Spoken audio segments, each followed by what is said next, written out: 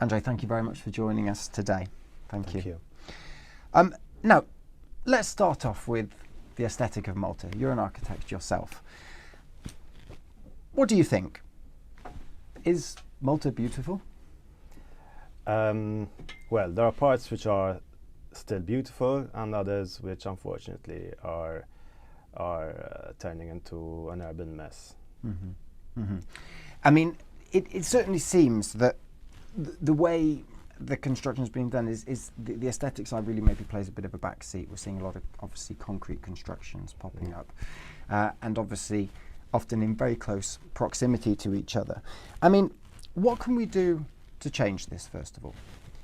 So let me start off with what we are trying to do. So what we've done last year when following the election is we had approached the new minister responsible for the sector, and we had proposed a number of measures. The first one was we wanted to write the first national architecture policy. We're only one of 2 European countries that does not have one. And we offered the government to kind of join us in the drafting. And what would this policy do, by the way? The architecture policy, the way we are envisaging it, because every country has its own content. But in our case, what we plan to do is have a strategic document based on research and basically come up with a strategy of how to address the problem. But we need to first understand the problem. So it's not just a matter of writing policies. And when I say policy, I don't mean that we need to use stone or we need to use, that's not what I mean. What I mean is the way architecture is taught, the way architecture is practiced, the way architecture is assessed, the way public procurement is puts architecture as a primary basis for awarding a contract, a tender. So there are a lot of areas that need to be looked into. The way the planning authority is handling the matter. You're mentioning aesthetics rightly, but architecture is not just about aesthetics. Now it's also becoming about sustainability. So there is a new dimension to architecture which is not really being properly implemented here. Okay. Before we get on to that and before we talk about other sort of stakeholders within this, I mean, let's talk about the KTP, because obviously there are other things to buildings like you said, but the aesthetics is something which often people comment on because it's something that's in their face, they see it, okay? And a lot of people, I think, feel maybe a frustration. They think, why are the architects doing this? They're the ones that design the building. Why are they designing them this way? So why is this? So this is a bit of a articulated response, but let me just address one of the things that I see frequently on social media. Why is the Kamra not doing anything about it, and what are you going to do about this architect who designed this project and this and that? Traditionally, our approach, the Kamra's approach, was not to comment on individual projects, but to focus on addressing the systematic problems. With the new Periti Act, the Kamra has taken on a new dimension, and it's become effectively like an authority, it's a regulator. So part of its new remit is to ensure that architects and civil engineers have due regard for the cultural and natural and environmental heritage of our country. And that, of course, includes the impact that their buildings are having also on an aesthetic front. One of the first things we've done to kind of start implementing our new role was to issue a directive earlier this year to safeguard the heritage buildings, and particularly the Gigantea temples, from speculative developments that were not appropriate within that context.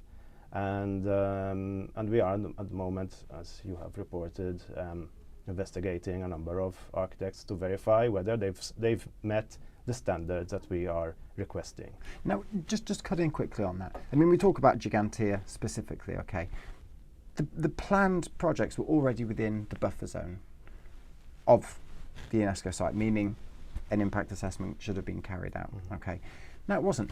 The point is, it was the individual architects for example, in these cases that took on those projects. I mean, where is do you feel that there isn't a personal responsibility within your members? But that is the point. That is exactly the reason why we issued a directive, because stating that the planning authority, or SCH, but in this case SCH wasn't in favor, but let's say that the planning authority approved the permit, so everything is fine, is not an excuse. The planning authority, I'm not going to get into what the planning authority does and does not. I'm interested in what the architects do. So the architects need to uphold their professional standing and need to practice the profession in the way they've been taught. So we are not taught to disregard Gigantia and do what we want around those sensitive sites. Our role is to respond to the environment of the site in which we are working, to ensure that what we do is a positive contribution to that particular site, the landscape or the urban context. So there is an inherent professional responsibility, regardless of what the Kamra says or what UNESCO says or whatnot. There is a professional responsibility to, and a moral responsibility also as a citizen of this country, to protect our heritage and our identity. So any attempts by a warrant holder to try to put aside their professional ethical obligations solely on the basis of financial revenue is unacceptable. Mm-hmm, mm-hmm.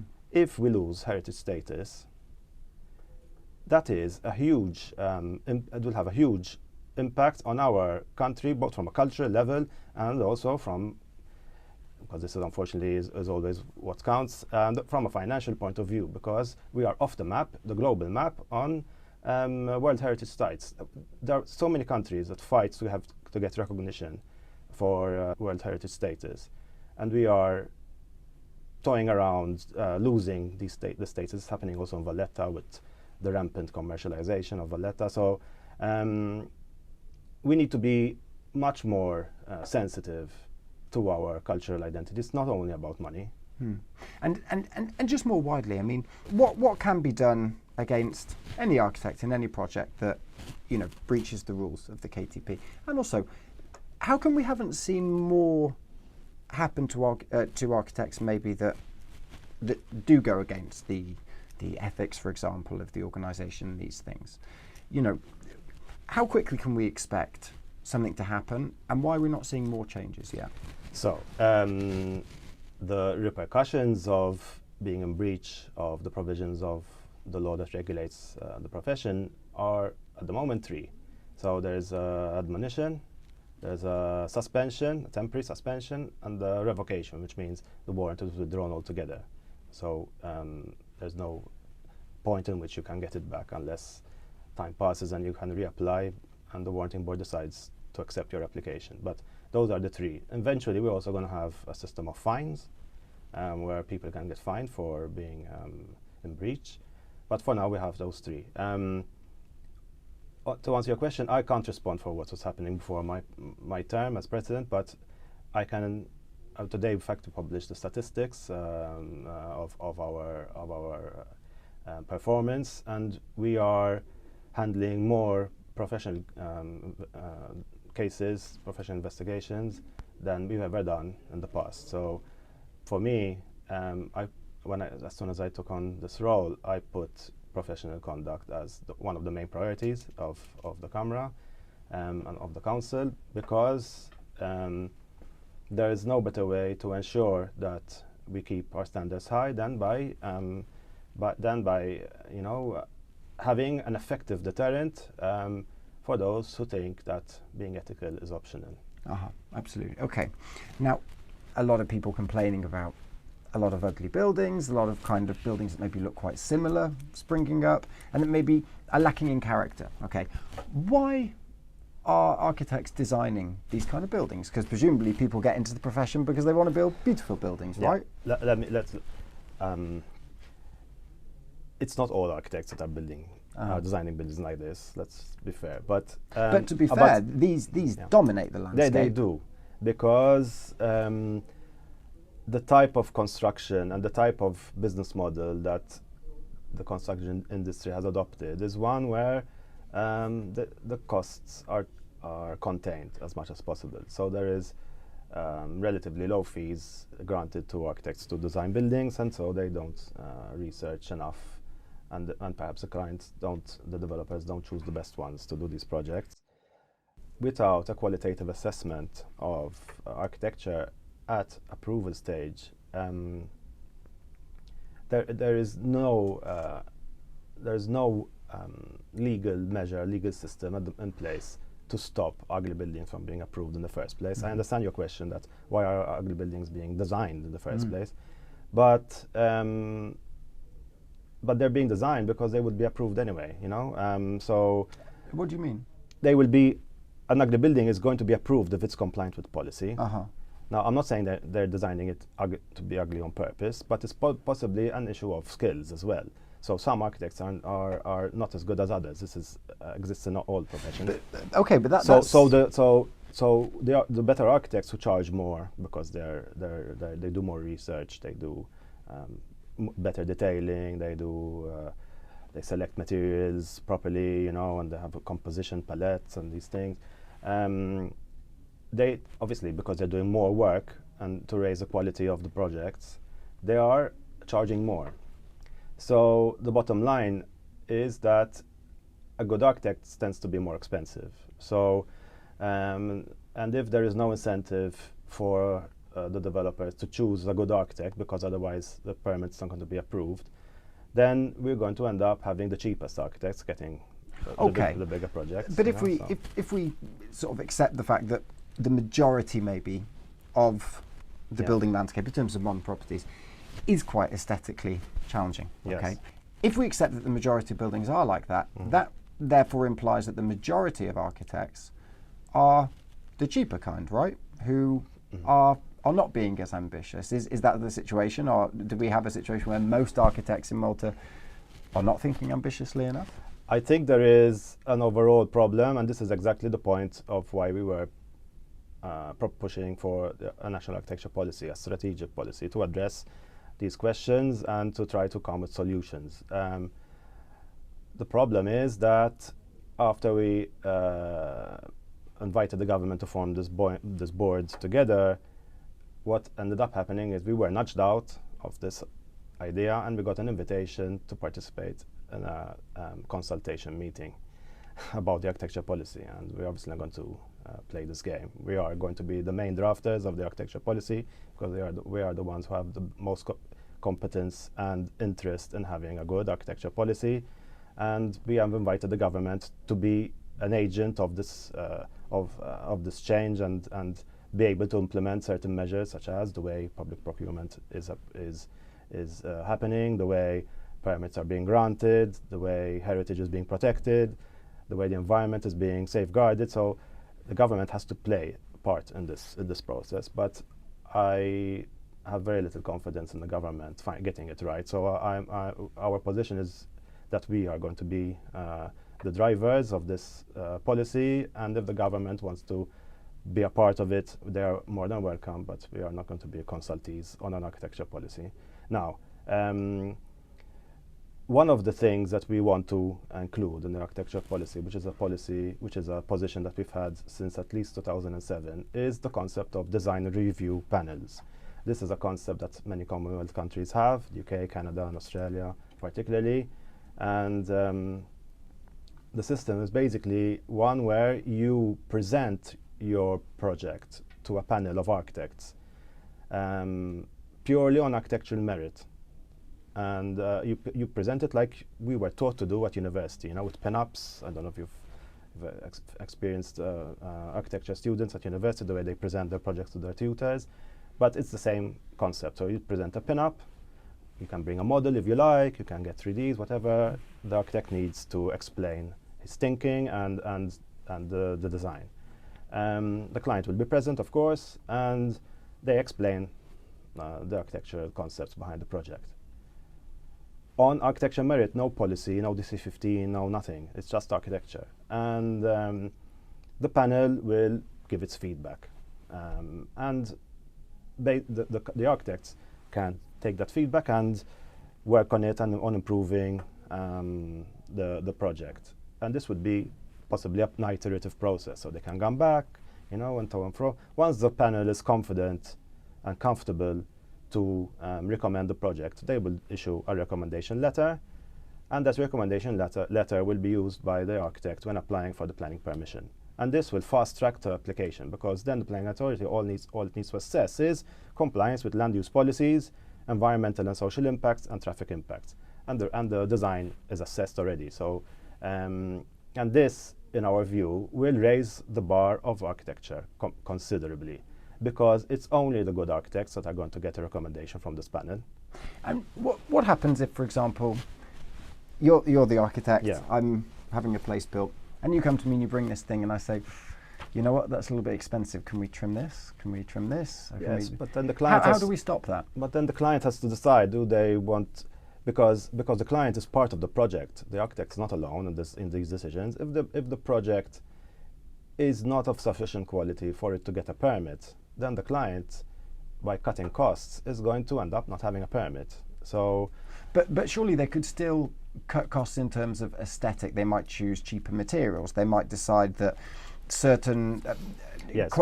Choices about the facade. But the presentation that the architect will do at the beginning will be a much more detailed presentation than they give today to the planning authority. It will be a proper architecture project, not a planning application, drawings, with little detail, serves solely to satisfy a checkbox exercise which the planning authority conducts. That is the way the architecture is assessed by the planning authority, through a checkbox. But it still doesn't solve this fundamental problem, right? Which we've already identified. We've already said in Malta, maybe a lot of newer buildings face this problem in terms of the aesthetic, which suggests that there may be a large number of clients within the sector are primarily motivated by cost rather than aesthetic. So that still doesn't answer the fundamental question. How do we stop that design being stripped down to a point where we're just back to square one? Because it would not. So there are different safeguards in an application process. So first of all, you have the permitting process itself. So in my view, and I think many architects share this opinion, if this building is ugly, it should not be approved. It's as simple as that. So that in itself is already going to make a difference. If it's ugly, it doesn't matter if it's compliant to the policy, it's ugly. So it cannot be approved. So we also need to see a change therefore within the planning authority. Well, I'm suggesting that design review panels are external to the planning authority, because I think the planning authority now has a track record of not being able to assure quality and design. The planning authority has been set up since 1990, and this is its legacy is all around us, and I don't think the planning authority has any credibility anymore in assessing architecture. So what we are proposing, also because of our new function, is that the design review panels are under our wing. I mean, at arm's length, obviously, because to avoid conflicts, but I think design review panels, I think we need to take ownership as a profession of the problem of architecture. We have the solutions, but unfortunately so far the solutions that we had been proposing since 2007 were ignored altogether. And this doesn't only apply to architecture, applies to other things, which I'm assuming you're going to ask me about. But so the design review panels, in our view, need to be set up by us. And it will be a service we will provide to the public. It will not be, in our vision, mandatory. So clients and their architects can choose to go through the system as it is today and use the policies. But I'm confident that when people will compare the projects that went through the design review panels that we are proposing and the system we have today, the buildings that go through our system will be of a higher quality. Okay, now not to sort of push this point too far, but if people still have a choice, aren't we still back to square one? Because isn't it true that the majority of clients primarily can, particularly as we have a build to rent market, which is quite a large part of Malta's property market. Okay, if we have this and people therefore are primarily concerned with gaining revenue, they're not going to live there. They probably don't even live on the same street. What do they care what it looks like, you know? As long as this isn't mandatory, surely we will just be back to square one. Surely what we need now as a country is some very strict and thorough regulations to stop this happening. Surely this can't be a choice anymore. Well, we are not insisting on this being mandatory because, at this stage at least, because we would like to test it and to be sure that it works and that we have the insufficient resources to do this, because we're talking about quite an undertaking. So our idea is that at the beginning we wouldn't do all types of applications, but we would only choose sensitive sites. So probably it would be urban conservation areas and possibly ODZs in certain cases, and perhaps major projects, I know, towers or big projects that have a much bigger impact and much bigger scale.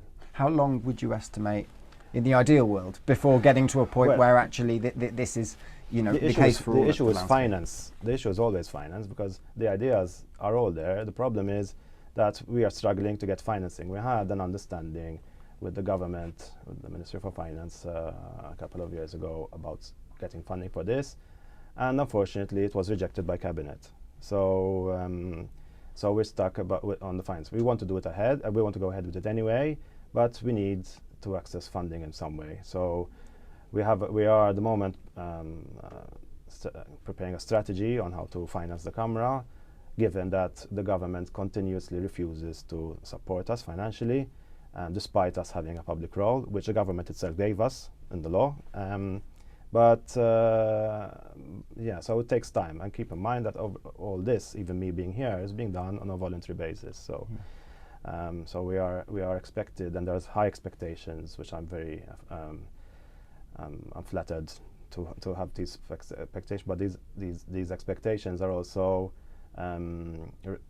very very hard to shoulder as well, because we want to not disappoint the public about what we're trying to do, but there are limitations, severe limitations. Our remit is broad, so earlier we were talking about conduct, but there's architecture, there's engineering, there's the situation with buildings collapsing, there's climate change, there's valuations, land registration. The brief is so large that is very difficult to handle on a voluntary basis, and this is why we need financial support. Now, if the government is not willing to do that, then I mean, it's going to slow the whole process down, including ensuring that buildings are done well, are aesthetically appealing, and also safe. So yeah, that's a limitation. I'm hoping that the government will recognize our role and that we are partners of the state. We are part of the state, and it's our function to do what we are doing by law. You mentioned funding there, and the KTP actually released a press release. They issued a press release saying that 150,000 in funding, which was promised to the organisation, has not materialised. So, firstly, why is this money important, and what will it help you do? The money is important because we have statutory functions in the law which we are struggling to meet, to fulfill. Like what? Like professional conduct, for instance. We end up meeting for 4 hours on a Monday evening, and sometimes even Saturday mornings, to go through the cases, and we spend a lot of money on lawyers. We have to defend our decisions in the Court of Appeal, and the costs runs into thousands of euro. And so where's the money coming from at the moment? From I don't know, membership fees, from events that we try to organize to gain some money from. It's all voluntary work. Obviously, we don't pay human resources for this, so it's all voluntary. So to be clear, a voluntary, self-funded organisation is currently expected to provide a regulatory role. That's the government's expectation, yes. Okay. That's not mine. Yeah, okay.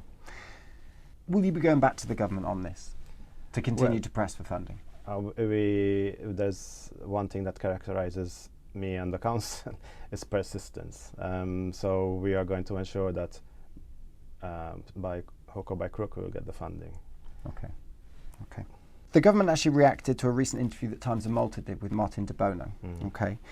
And a spokesperson, the government spokesperson, spoke to us, and they said that based on the feedback received, the BCA will be in a position to establish a timeline to implement these codes. We're talking about building codes here. This seems very vague. Are you happy with this statement? So I'd like to give you a bit of insight into this. We've seen the codes, and we were not happy with what we saw, and this is why they were never published. Because what were you not happy with? We were not happy with the content. They were poorly written, and they were mainly poorly written because there is an absence of a framework behind them. So there's a hodgepodge of building regulations and construction regulations and procedure, and it's a mess. Now that's kind of interesting. If I can just stop you there, that's kind of interesting because in this response published today, the spokesman also then placed a certain degree of blame. This was particularly in terms of quake vulnerable buildings. On your members, they said the design and certification of structures in buildings falls within the exclusive remit of warranted architects who are properly trained and certified in their profession, adding that architects also determine what materials are to be used. I mean, it seems like there's a bit, I think, maybe to the outside, to people not within the industry, it feels like maybe there's a bit of passing the buck going on. Yes. Well, we've always said that the role of architects is to design and specify, and engineers, and the role of the government is to regulate. Now, when it comes to structure, there are, of course, the European codes, the Euro norms that govern different components of buildings, from concrete to steel to masonry to timber, etc. And each country has normally what are called national annexes. And the national annex for Malta on seismic design, so earthquake design, was never published. It's been drafted for some years, and it was drafted by the University of Malta, the Faculty of the Environment. They've prepared the national annex, but it was never adopted. So what Martin de Bono said is perhaps a bit unfair, because the implication of what he was saying was that all buildings are unsafe. And I think it's a bit irresponsible to make such a statement without being cognizant of the facts, because there's no research to verify or otherwise such a claim. But he was saying, for example, just one claim to pick up on. One thing he said is that bricks are sometimes so frail that they crack as they are being hauled off the truck at the construction site before they've even sort of been used. I mean this, even to a layman, right? Listen, there are serious problems, and I think what was being described about the quality of the bricks was particularly an issue, especially in the peak when there was the 2018-2019. That was the worst period in terms of quality in construction and in building materials, because there was such a fast turnaround that bricks were being transported to the site before they had enough time to cure. Now, this is a generalization which does not necessarily apply to all cases, but yes, there was a problem, and it's objective that there was one, but the extent of this problem is not known. So I would be cautious to kind of make sweeping statements like that without, having undertaken research. Now, having said that, on seismic design specifically, again, there are Eurocodes that architects and engineers follow in their design, and I'm hoping that this is a problem that is limited to very few cases, if at all, because I would shudder to think that we have such a big problem. We recently saw the opening of Mercury Towers in St. Julian's, which has been a bit of a sort of flagship project in Malta. As an architect, what do you think? Okay. Well, it's not a project I particularly like, but I'm a big fan of Zaha Hadid's work, but I'm not really sure this was her best. Okay. ANDRE PIZZUTO, thank you very much. Thank you.